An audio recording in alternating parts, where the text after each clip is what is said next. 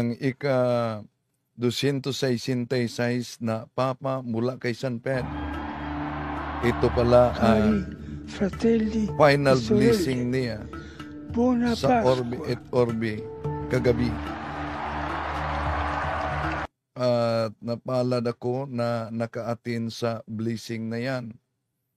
At ito ang bumulabog sa lahat, ang balita na siya ay pumanaw na. Ang Kamarlinggo, walang nakaupong Papa. Pero alam nyo ba na may huling hiling ang Santo Papa na si Pope Francis, na binago niya ang tradisyon sa paglibing ng mga Papa. Bakit?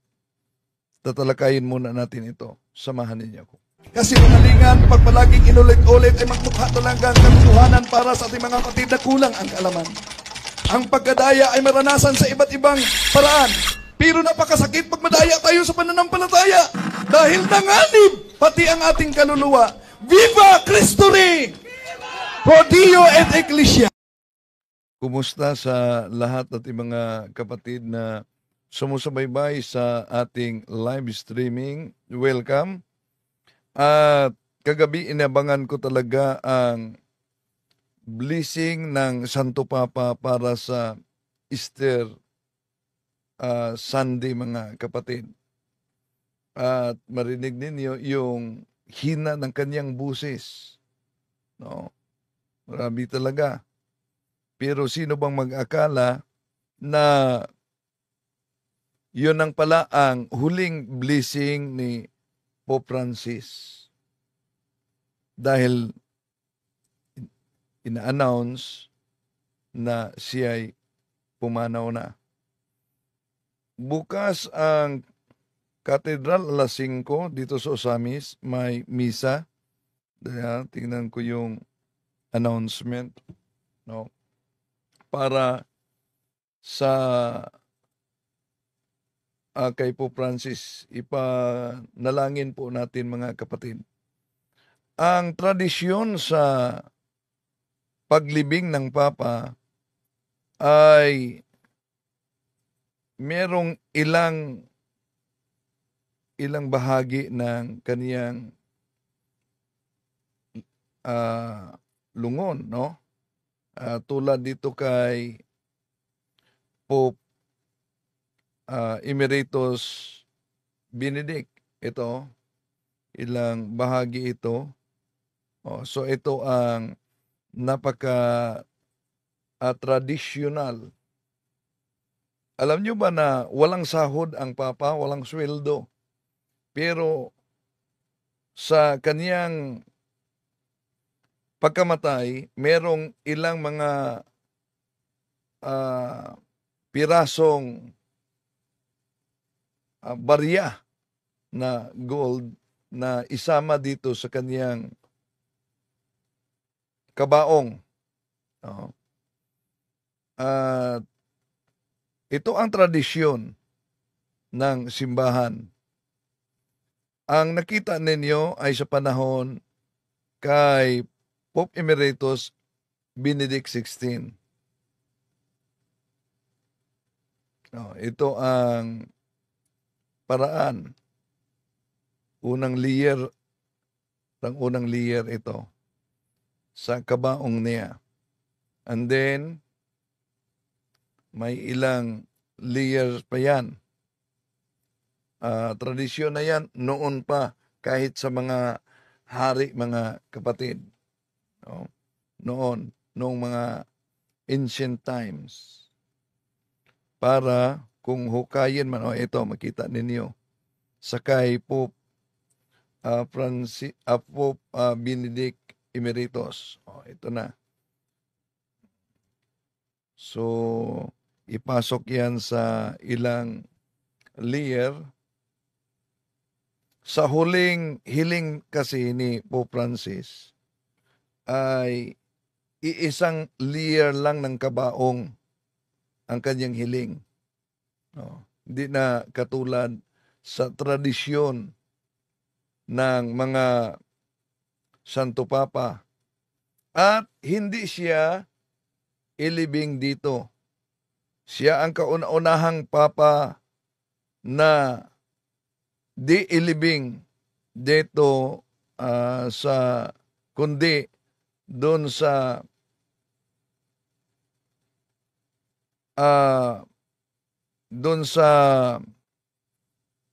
isang simbahan na hiniling niya. Ano yung simbahan na yan?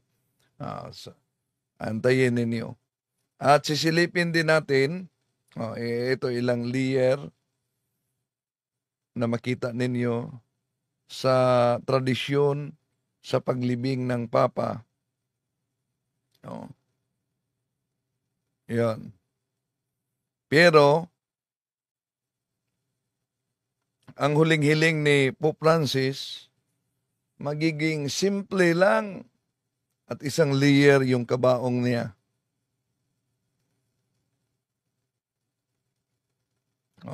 Sa Basilica ni St. Maria Maggiore, doon siya magpalibing. Ating pakinggan muna ito. That his time may be drawing to a close, Pope Francis has quietly laid out his final wishes.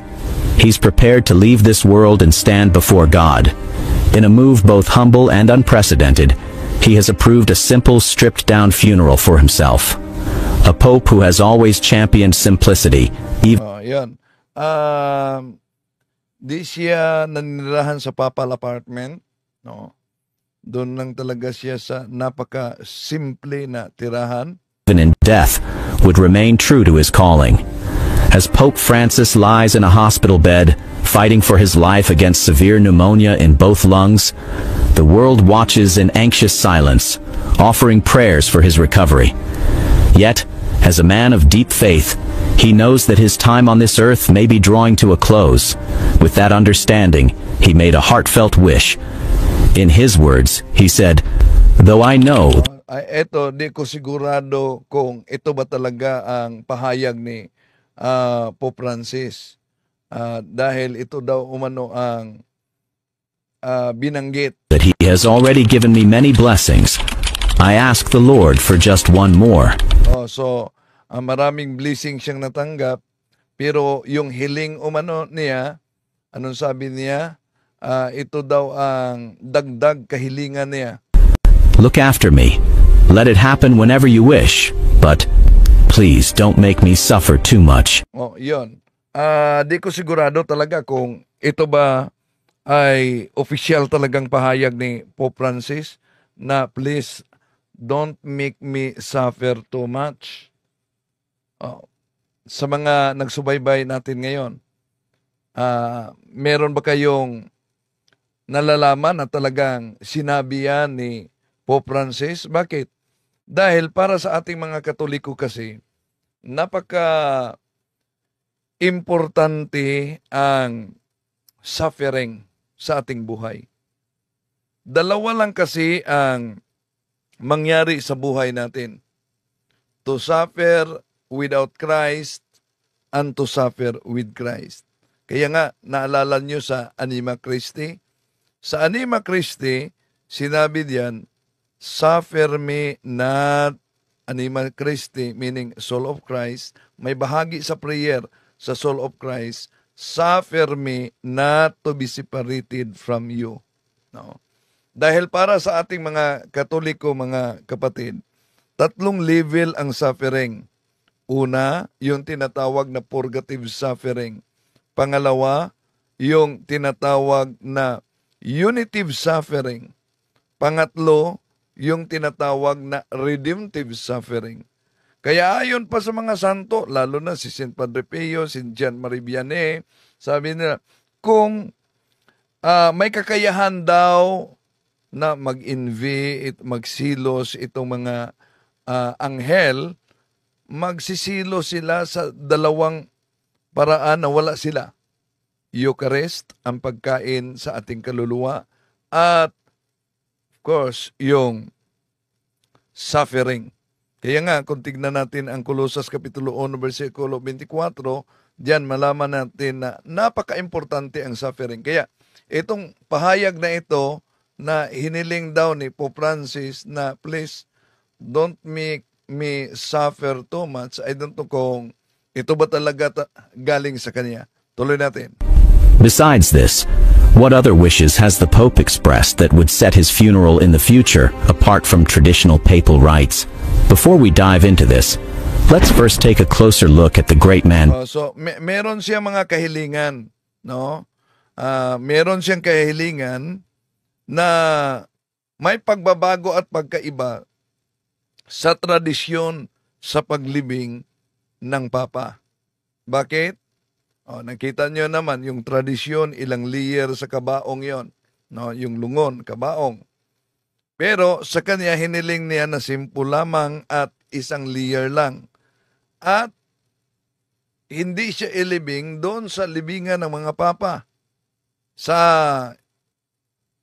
isang basilika ni St. Mary Major, doon siya magpalibing. Tuloy natin. Behind the papacy, the first pope from the Americas. Siya ang kauna-unahang Papa sa Americas and then first pope na gumagamit sa pangalang Francis, no? Unang Papa talaga na gumagamit sa pangalang Francis, unang Papa na Jesuit, no?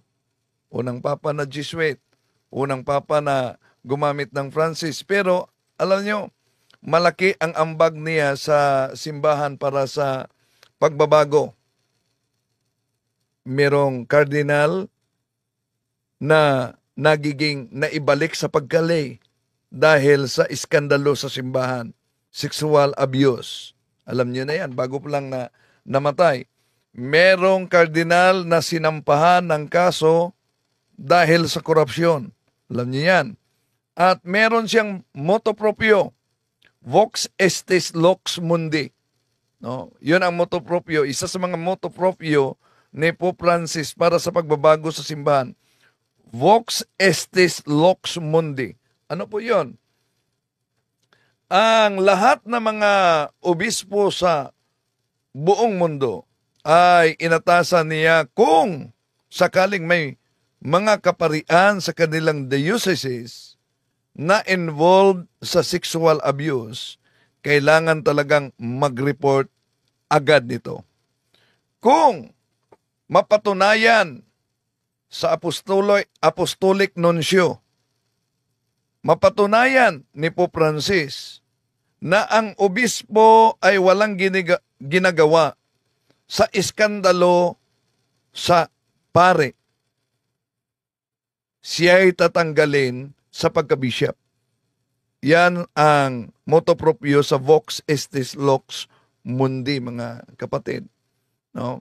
At meron na mga pare talaga na naibalik sa pagka-lay, tinanggal sa pagka-pare at tinanggal sa pagka-ordained minister. May isa na nabalita galing sa Diocese of Borongan, di ba? At meron pang iba na hindi na nabalita. May na-excommunicate, may na ibalik sa pagkalay. Oh. So part yan sa kaniyang pag-reform sa simbahan. Okay. At tuloy natin, mga kapatid. This is how monumental Pope Francis's papacy is. Born Jorge Mario Bergoglio on December 17, 1936, in Buenos Aires, Argentina. He was born from a humble family. His parents were Italian immigrants seeking a better life. His father, Mario, worked tirelessly as a railway accountant. Meanwhile, his mother, Regina, devoted herself to raising their 5 children. Although he first set his sights on a career as a chemical technician, destiny had greater plans. A deeper calling pulled him toward a path of faith, leading him to the diocesan seminary of Villa Devoto. In December 1969, Bergoglio was ordained as a priest, stepping fully into the path that had long called to him. Yet his journey was not without personal struggles. Though his mother was a devout Catholic, she initially resisted his decision to join the priesthood, unable to reconcile her faith with the sacrifice it demanded of her son. But as she watched him stand at the altar on his ordination day, something within her shifted. By the end of the ceremony, she not only accepted his calling, she embraced it.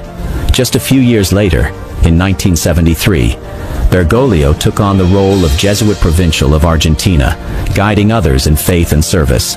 In 1992, he stepped into a new chapter of his journey, becoming Archbishop and taking on the immense responsibility of guiding a diocese of over 3 million souls. At kung maalala ninyo yung balita sa Buenos Aires during sa time na siya ay Archbishop mga kapatid, naalala nyo na merong consecrated host na nakita doon sa sahig at dahil nasa sahig na at nagiging dirty na talaga, so inilagay na sa chalice. No, yung chalice nilagyan ng tubig at doon inilagay ang consecrated host at nilagay muna sa tabernakulo. Pero kinabukasan, ang nangyari, yung consecrated host na yan ay nagiging kulay dugo at nagiging laman. Kaya sa nanatili lang yon sa tabernakulo sa mahabang panahon hanggang nagdesisyon si Archbishop Bergoglio na si Pope Francis na paimbestigahan. At naimbestigahan talaga, isa sa mga nag-imbestiga yung ATS na scientist, no, na kumuha lamang ng kunting bahagi doon sa consecrated host at dinala sa New York para sa investigasyon. At di niya di talaga siya na nagsabi kung anong bahagi iyon, basta iniimbestigahan kung ano ba talaga. At na-confirm, nalaman mga kapatid, na ang naturang dugo o na type AB. Type AB talaga ang ating Panginoong Hesus. At maliban na type AB, yung laman ay galing sa isang bahagi sa puso ng tao. Kaya yon ang dahilan kung bakit ang naturang scientist ay na-convert sa pagkakatoliko. Dahil para sa kanya, paano nangyari na ang isang ordinaryong ostia na dinadasalan at kinoconsecrate ay nagiging tunay na laman at dugo na iniimbestigahan nila. So, na-convert yon.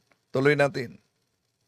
Then came the moment that would change not just his life, but the course of the Catholic Church.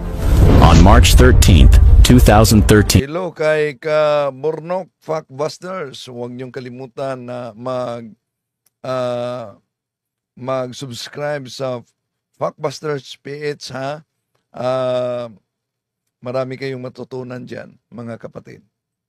The world waited as white smoke billowed from the Sistine Chapel. In that historic instant, Bergoglio became Pope Francis. So, siya ang naging Santo Papa, inabangan talaga ng karamihan yan, no? At nagiging Santo Papa siya. Ako, magiging 51 na ako ngayong 25, March 25. Sa 51 years old ko, meron ng 5 papa na gumagabay sa simbahan. Mula kay St. Paul VI, St. John Paul I, St. John Paul II, Pope Benedict XVI, at itong si Pope Francis. Bale, magiging ika-6 na papa sa buhay ko kung sino man ang susunod na mapili. Pagdasal natin mga kapatid. Ha? Dahil alam nyo naman na kahit ang simbahan ay under attack. Bakit under attack? Naalala nyo yung pahayag ni Saint Popol VI noon? The smoke of Satan has entered the church. Oh. Bakit sinabi niya, the smoke of Satan has entered the church? Naputol kasi iyon sa pagtalakay natin. No? Dahil sa panahon niya, may advice ang mga cardinals noon, no? Si Cardinal Estafa, siya ang prefect sa Congregation of Signatory, Apostolic Signatory. Ibig sabihin, siya ang prefect, siya ang nasa Supreme Court sa Roman Curia at si Cardinal Hodge. May advice sila ni St. Paul VI, mga kapatid, na iimbestigahan ang Roman Curia. Roman Curia, the core of the government of the church. Yun ang Roman Curia. Imbestigahan dahil may nakapasok na miyembro ng tinatawag na Freemasonry.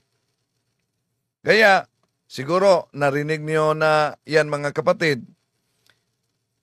Itinuturo ni Popol VI noon, St. Paul VI, si Archbishop at naging Cardinal, si Edward Cardinal Gagnion, na mag-imbestiga sa Roman Curia. At hanggang ngayon, buhay pa ang kasama niya na si Father Charles Moore, na alam talaga sa buong resulta sa investigasyon. No?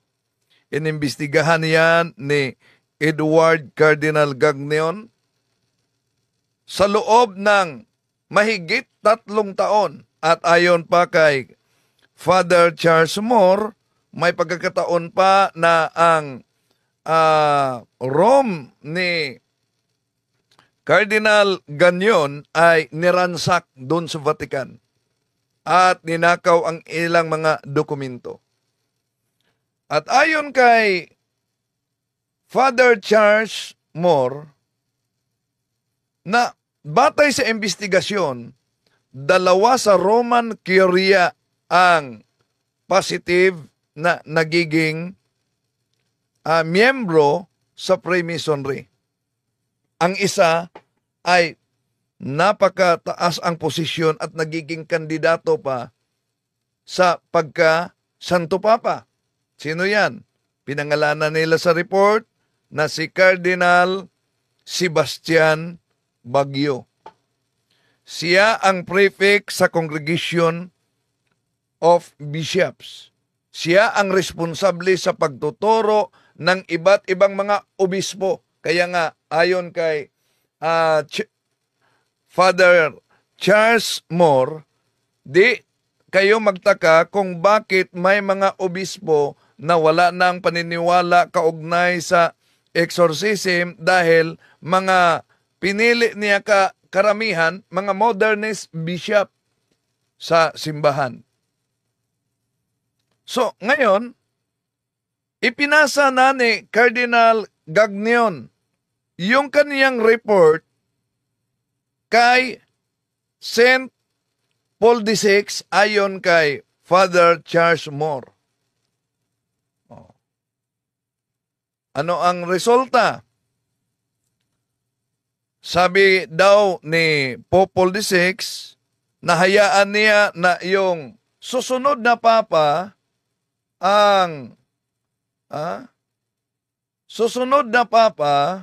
sandali, ano yan? Robindel, nagbibinta po ba kayo ng religious items? Sa ngayon wala pa. Ang susunod na Papa ang mag-aksyon sa naturang report. Pero naglabas siya ng pahayag, si Popol VI. Naglabas siya ng pahayag na the smoke of Satan has entered in the church. Namatay si Popol VI. Dinaaksyonan ang report ni Cardinal Gagnon. Pumalit sa kaniya si Blessed ngayon, Blessed John Paul I. Yung tinatawag na the Smiling Pope. At hiniling ni, dahil sa eleksyon na yan, alam nyo, sa eleksyon na yan, ang player sa eleksyon, maliban ni Pope John Paul I, ay sila si Cardinal Giuseppe Sere. Napaka-traditional yan. Cardinal Giuseppe Sere. Si Cardinal Binili. Napaka-talino, traditional yan.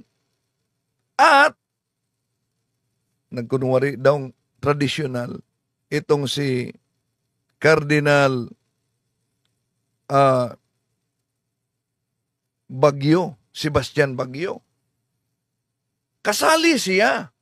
No? Kung makita ninyo yung eleksyon ni Popol VI sa movie, sa palabas mga kapatid, binanggit sa eleksyon si Cardinal Sebastian Baguio, Cardinal Binili, Cardinal Giuseppe, hanggang napili yung Smiling Pope John Paul I. Ngayon, sa pag-upo ni Pope John Paul I, hiniling niya kay Cardinal Binili na siya ay magiging Secretary of State sa Vatican. Secretary of State sa Vatican. Ngayon, may kondisyon si Cardinal Binili. Tatanggapin niya ang pagiging Secretary of State sa Vatican provided natanggalin sa Roman Curia itong si Sebastian Baguio na sinabi pa niya, basahin mo muna yung report sa 3 taon, mahigit 3 taong investigasyon ni Cardinal Gagnon.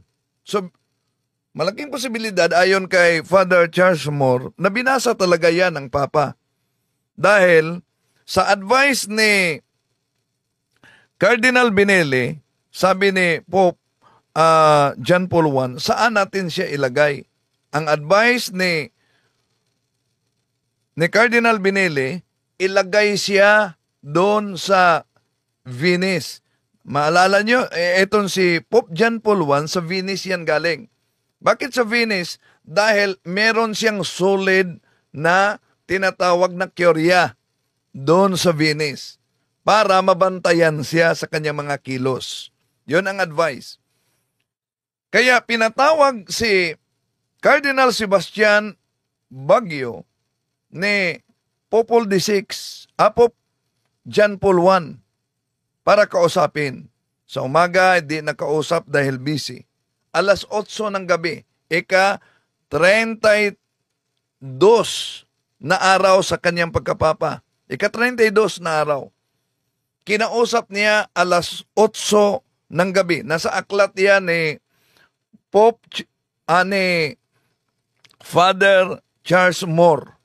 Yung murder in 33rd degree. No, na aklat. Kinausap ni Pope John Paul I si Cardinal Sebastian Baguio at sinabi na ilipat siya doon sa Venice. Alam nyo, galit na galit umano si Cardinal Baguio. Ayaw niyang magpalipat at napakalakas umano ang sigaw nito doon sa habang kinausap ng Papa na gustong ilipat. At ayon kay Father Charles Moore, marinig kahit sa mga Swiss Guard sa labas ang galit ni Sebastian Cardinal Baguio. At kinagabihan, Pagkatapos lumabas, kinaumagahan pala, ika-33 na araw sa pagkapapa ni Blessed John Paul I, yon, nakita siyang patay dahil sa heart attack. Dahil sa heart attack. Yun ang background, mga kapatid. So, pumalit sa kanya si Cardinal Wojtyła sa Poland at naging Pope John Paul II. Ngayon, ibinigay ni Cardinal Gagnion, Edward Gagnion, yung report na resulta sa investigasyon ng mahigit 3 taon kung sino yung tinatawag na Freemason sa loob ng Curia.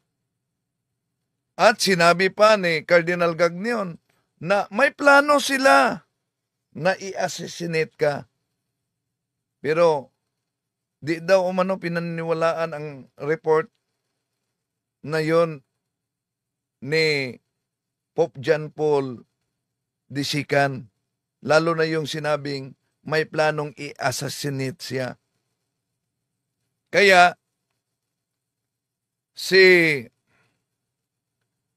Cardinal Gagnion na nag-imbestiga dahil di siya pinaniwalaan, nag-resign siya. At si Father Charles Moore ang mismong nagdala sa kanyang resignation letter.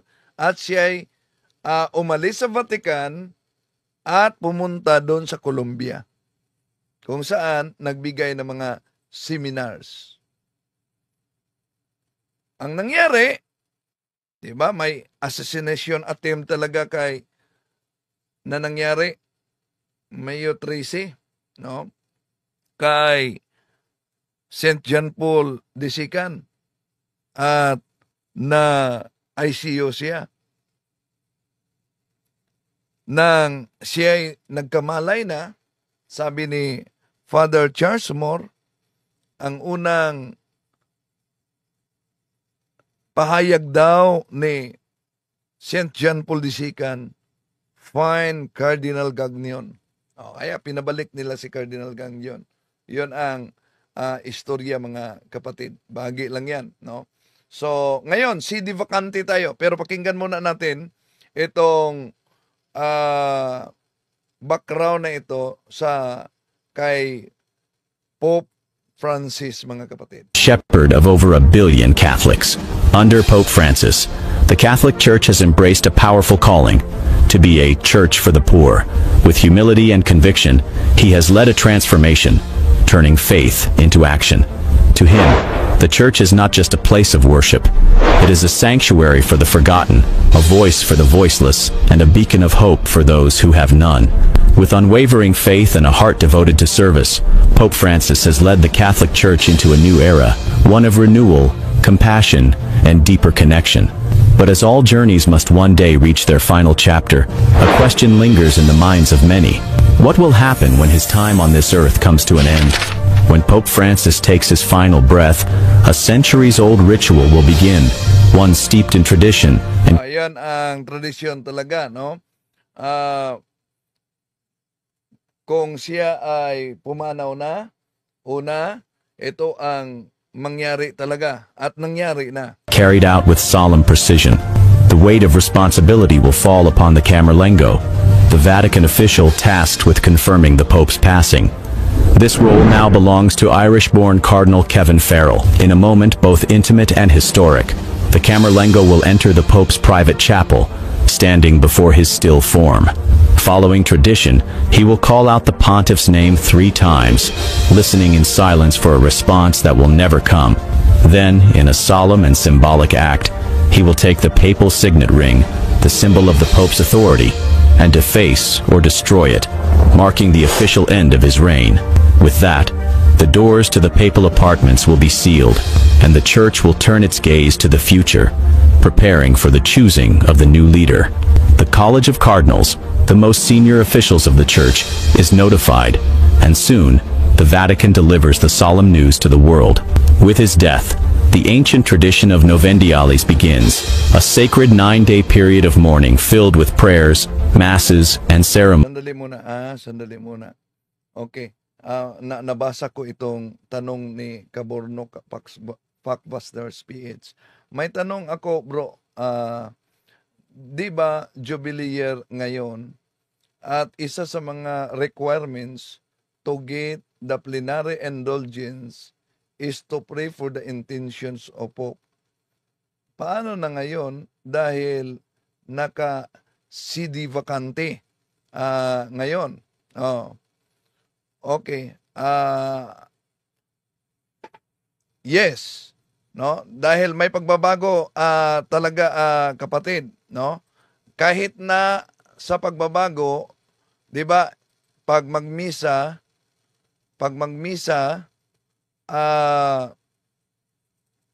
tandaan natin, banggitin yung pangalan ng Papa pag magmisa. Pero ngayon, napatay na ang Santo Papa, di na yan pwedeng banggitin pa. May dalawang ritual sa pagmimisa na una, ang ritual sasabihin ng pare o obispo na magmisa, be pleased to grant her peace, to guard, unite, and govern her. Yung tinutukoy ang simbahan throughout the whole world, together with ang pangalan ng bishop, our bishop, and all those. So, unang bahagi yan sa prayer. So, di nakasali ang Papa. No, di nakasali ang Papa. Pangalawang bahagi sa formula of prayer, remember, Lord, your church is spread throughout the world and bring her to the fullness of charity together with pangalan ng bishop, wala na ang Papa, and all the clergy. Pangatlong ritual ay be pleased to confirm in faith the charity, your pilgrim church on earth, with pangalan ng bishop, our bishop, the order of bishops, all the clergy. Di nakasali ang Papa sa prayer ng simbahan, mga kapatid. At sa tanong ni Kabornok, kaya ang tanong, di ba, intensyon ng Santo Papa, isa sa mga plenary indulgence, pwedeng magbago. Anong magbago? Ang i-prayer natin na makapili sa gabay ng Espiritu Santo na successor. Makapili ang College of Cardinals sa gabay ng Espiritu Santo na tamang successor kapalit sa pumanaw na Papa. Yun po pwedeng gawin natin, no? Dahil ipalit natin sa intentions of the Holy Fathers dahil bakante ngayon, CD bakante. So, ibig sabihin, yung prayer natin may taglay na tinatawag na plenary indulgence. Ipanalangin natin na ang College of Cardinals makapili talaga ng magaling na successor sa pumanaw na Papa. Okay. Tuloy muna natin, tuloy muna natin. Honoring his life and legacy. As is customary, Italy is expected to declare a national period of mourning. Yan ang mangyari. Ito ang kaniyang huling hiling. During these days of sorrow and remembrance, Pope Francis's body will be carefully prepared for public viewing in St. Peter's Basilica. Dressed in full papal vestments, he will rest beneath the grandeur of Michelangelo's dome, as streams of mourners will arrive to pay their final respects. Throughout history, popes have lain in state on an elevated platform called a catafalque, but Pope Francis, true to his humble nature, has chosen a simpler farewell. His body will rest in an open coffin, without the grandeur of past papal funerals, reflecting the humility that defined his life. This isn't the only tradition Pope Francis will set aside. For centuries, most popes have been laid to rest in the Vatican grottos beneath St. Peter's Basilica. Yan. Yun talaga ang tradisyon, no? Sa karamihang papa, doon sa grotto, ilalim yan sa altar ng Basilica ni San Pedro. But Pope Francis, ever guided by At yung ilalim ng Basilica, nandun din ang mga buto ni San Pedro. No? Mga buto ni San Pedro. At alam niyo ba mga kapatid, bigyan ko kayo ng background. Sa piyesta ni Saint Agnes, dahil ang pangalang Saint Agnes ay galing sa Latin Agnus, may tradisyon ang simbahan na ginagawa sa piyesta ni Saint Agnes. Yung tupa, no, yung tupa ay i-offer yan sa Santo Papa at i-bless yan ng Santo Papa. Mga monk na madre ang magdala niyan. And then, palakihin yan ng mga madre. No? Palakihin nila yan sa monastery, yung tupa, sa piyesta ni Saint Agnes. Pagkatapos, yung mga balahibo ng tupa, ay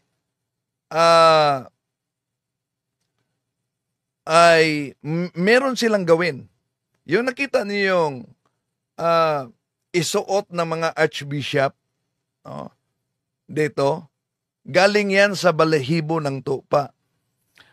Bali, pag lumaki ng tupa, kunin nila yung balahibo at gawin nila yung para kasuotan sa archbishop at 12 at ilagay nila yan doon sa libingan ni San Pedro. At pag may maturo na archbishop doon, magkuha ng ganyan para isuot sa archbishop. Okay, tuloy natin. his own path, has chosen differently. He has expressed his wish to be buried in Santa Maria Maggiore, a church he visited often and held close to his heart. If his request is honored, he will be the first pope in over a century to be laid to rest outside the Vatican.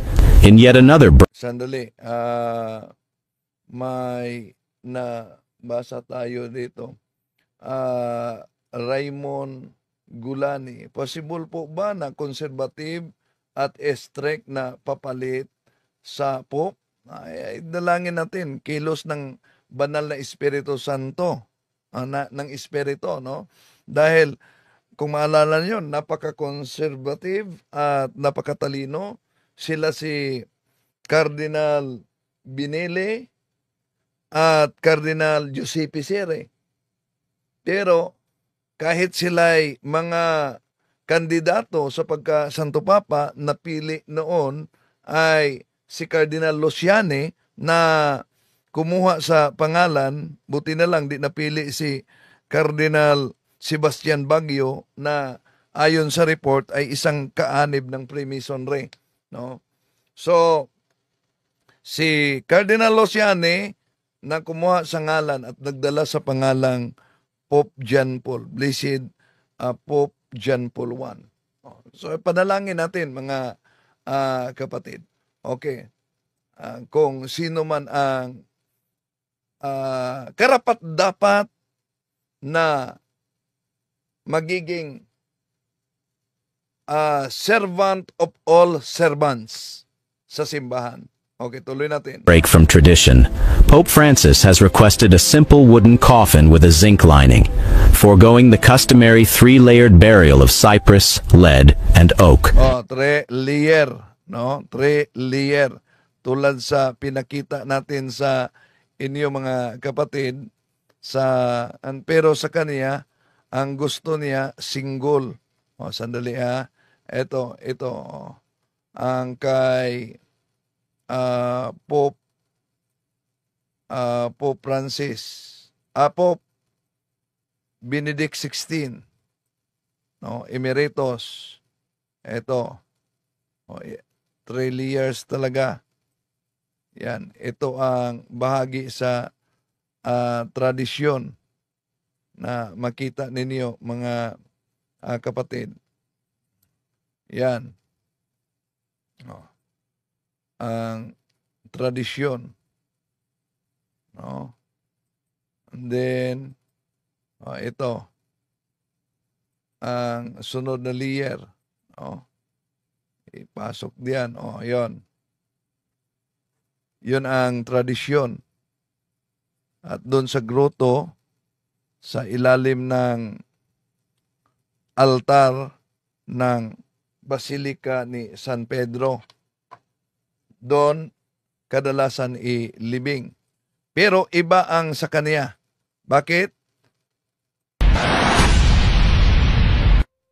Roughly 2 to 3 weeks after the funeral, the College of Cardinals will convene in the Sistine Chapel for the sacred process of electing a new pope, an event known as a magpalibing siya doon sa Basilica of St. Mary Major. A sacred 9-day period of mourning filled with prayers, masses, and ceremonies honoring his life and legacy. As is customary, Italy is expected to declare a national period of mourning. During these days of sorrow and remembrance, Pope Francis's body will be carefully prepared for public viewing in St. Peter's Basilica. Dressed in full papal vestments, he will rest beneath the grandeur of Michelangelo's dome, as streams of mourners will arrive to pay their final respects. Throughout history, popes have lain in state on an elevated platform called a catafalque, but Pope Francis, true to his humble nature, has chosen a simpler farewell. His body will rest in an open coffin, without the grandeur of past papal funerals, reflecting the humility that defined his life. This isn't the only tradition Pope Francis will set aside. For centuries, most popes have been laid to rest in the Vatican grottos beneath St. Peter's Basilica, but Pope Francis, ever guided by his own path, has chosen differently. He has expressed his wish to be buried in Santa Maria Maggiore, Ayun, Santa Maria Maggiore, doon siya magpalibing. a church he visited often and held close to his heart. If his request is honored, he will be the first pope in over a century to be laid to rest outside the Vatican. In yet another break from tradition, Pope Francis has requested a simple wooden coffin with a zinc lining, foregoing the customary 3-layered burial of cypress, lead, and oak. Roughly 2 to 3 weeks after the funeral, the College of Cardinals will convene in the Sistine Chapel for the sacred process of electing a new pope, an event known as a conclave. Only cardinals under the age of 80 are eligible to vote, casting their secret ballots into a chalice placed upon the altar. Alam niyo ba na kahit cardinal na excommunicated, basta nasa 80 years old, pwede siyang makabuto pa? This exclusive assembly of cardinals is often called the world's most powerful electorate, and for good reason. Imagine this: just over 100 men bound by faith and tradition carry the immense responsibility of selecting the next spiritual leader for billions of Catholics worldwide.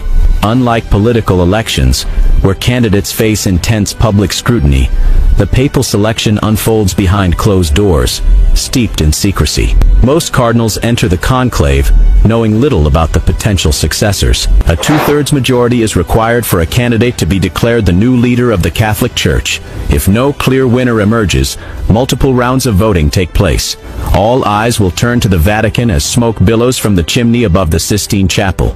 If the smoke is black, the cardinals have not yet reached a decision. But when white smoke appears, a new chapter in church history has begun. The Catholic Church has a new leader. Yet the new pope may not come only through Pope Francis's passing. He has openly considered another path: resignation, should his health prevent him from fulfilling his sacred duties.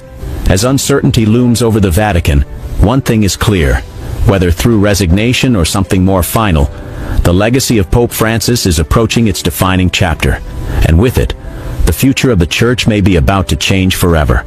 However, no matter what lies ahead for the Pope, we can find peace in a deeper truth. Earthly rest is not the final chapter of our story. It is merely the beginning of something far greater. The promise of resurrection is at the heart of Christian belief, as Romans chapter 8 verse 11 reminds us. If the spirit of him who raised Jesus from the dead dwells in you, he who raised Christ from the dead will also give life to your mortal bodies through his spirit who dwells in you. Tandaan natin mga kapatid, no? Tandaan natin ito. Ito talaga ang reality. Yung tinatawag na eschatology sa teaching ng simbahang Katoliko. Ano yung eschatology? The four last things, na ang tao ay mamatay at sa kanyang kamatayan haharap sa tinatawag na particular judgment. And then, dalawa ang patunguhan, langit o impyerno. Baka sasabihin, bakit hindi kasali sa eschatology ang purgatory? Dahil four last things kasi ang eschatology. Ang impyerno ay temporal, ang purgatorio ay temporal punishment. Kaya alalahan at tandaan natin yung sinabi ni Saint Dominic Savio, napakaganda para sa atin na mga sumusubaybay ngayon. If we do not become saints, anong sabi niya? If we do not become saints, we have wasted our time on earth. Ulitin ko ha, ano ang sabi ni Saint Dominic Savio? If we do not become saints, we have wasted our time on earth. Kaya sa mga seminars, mga kapatid, paulit-ulit ko itong sinabi sa mga kapatid nating mga laiko at sa mga kaparian na habang nasa mundo tayo, nandito pa tayo sa ibabaw sa mundong ito, di natin kalimutan na mag-ambisyon ng mas mataas na ambisyon sa buhay na ito. At ano yung ambisyon na dapat meron tayo? Ang ambisyon na magiging banal. Dahil kung yon ang ating ambisyon, sigurado talagang ibigay yan sa Diyos dahil nagiging kaisa sa kanyang ambisyon para sa atin. 1 Peter chapter 1 verse 16, magpakabanal kayo dahil ang Diyos ay banal. Ito ang kaganapan ng ina-announce na ng Vatican, ang pagkamatay ni Pope Francis. Marinig ninyo ang tinig ng kampana. Dito.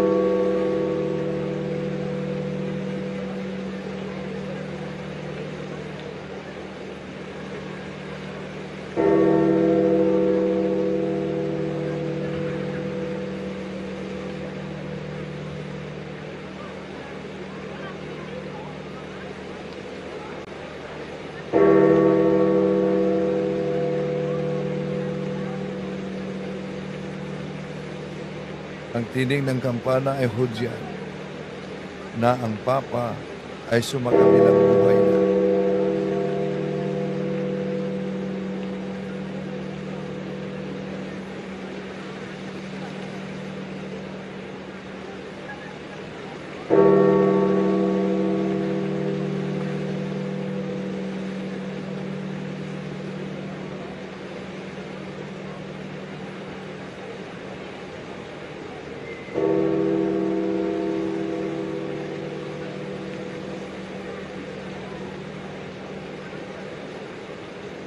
Kung inaabangan niyo kagabi ang final ang blessing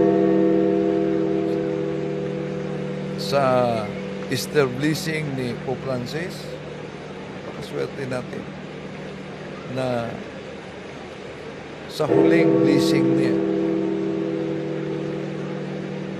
ay inabangan natin. Dahil ang blessing ng Papa ay nagbibigay din ng tinawag na plenary indulgence. At plenary indulgence can be obtained under the usual conditions. Hilingin natin yan sa morning prayer natin. Lord, I wish to obtain plenary indulgences attached to my good works and prayers today. Yun ang sinabi ni Ka Bornok na isa sa mga conditions. Ipanalangin natin ang intentions sa Holy Father. Pero ngayon na si bakante, wala tayong Papa, so ang ipanalangin natin ng College of Cardinals pagkatapos sa paglibing ng Santo Papa, magsagawa sila ng conclave. Sana sa gabay ng banal na Espiritu ay makapili sila na kaaya-aya at karapat-dapat na mamuno bilang servant of all servants sa ating simbahan. Ipanalangin po natin yan, mga kapatid.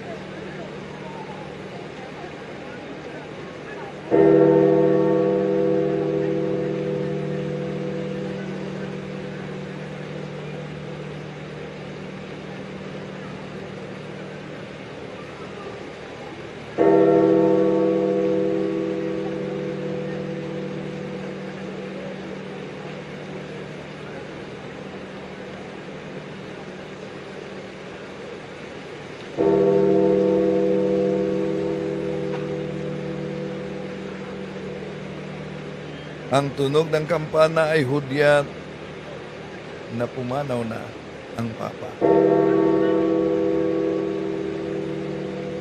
Ipanalangin po natin si Pope Francis. Alam niyo naman ang sinabi ng ating Panginoon Jesucristo, sino man ang binigyan ng malaking obligasyon ay sisingilin din ng malaki.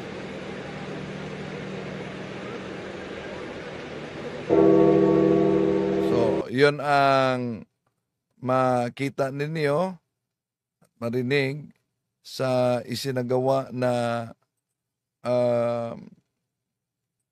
doon sa Vatican, no? Matapos ipinaalam na pumanaw na si Pope Francis.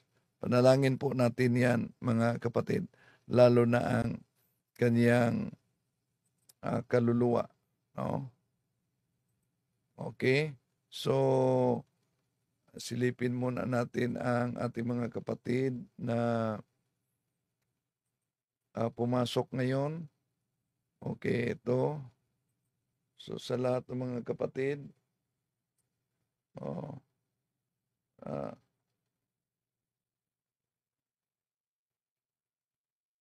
sabi ni Rinaldo Gulani, aaminin ko po na gimbal po ako sa balitang ito, subalit salamat sa Diyos at kinupkup na ng ating Diyos Ama si Pope Francis, ang pinuno ng Iglesia Katolika.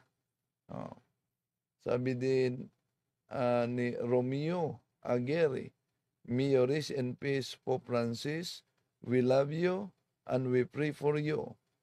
Si Ketons TV, what if Cardinal Sara tapos gawin niyang ordinary ang TLM tapos extraordinary ang Novus Ordo?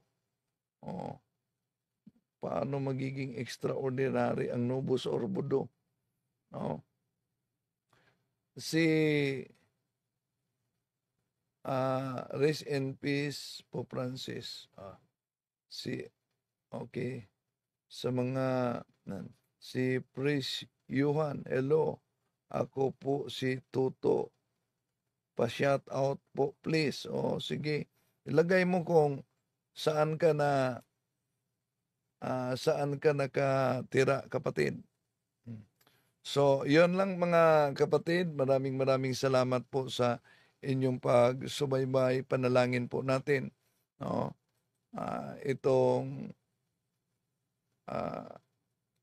Itong pagpanaw ni Pope Francis, no? At panalangin din natin na sana ang College of Cardinals makapili sila na karapat-dapat mamuno sa simbahan. Maraming salamat po sa inyong pagsubaybay. At ulitin ko na sa aking 51 years old, magiging 51 years old na ako ngayong April 25. Uy, si Pastor Kibuloy pala, birthday din niya April 25, ano? Oh, so magiging 51 years old na ako. And I have lived as a Catholic under the watchful care of the 5 Supreme Pontiffs, Saint Paul VI, Blessed John Paul I, Saint John Paul II, Pope Benedict XVI, at Pope Francis. So magiging ika-6 kung sino man ang mapili kapalit sa kanya. Maraming salamat po. Hanggang sa muli, itong inyong lingkod, Brad Wendell Talibong. Panalangin po natin ang simbahan, ang College of Cardinals, at ang kaluluwa ni Pope Francis. To make his message known is our responsibility. So here we are to pledge our lives to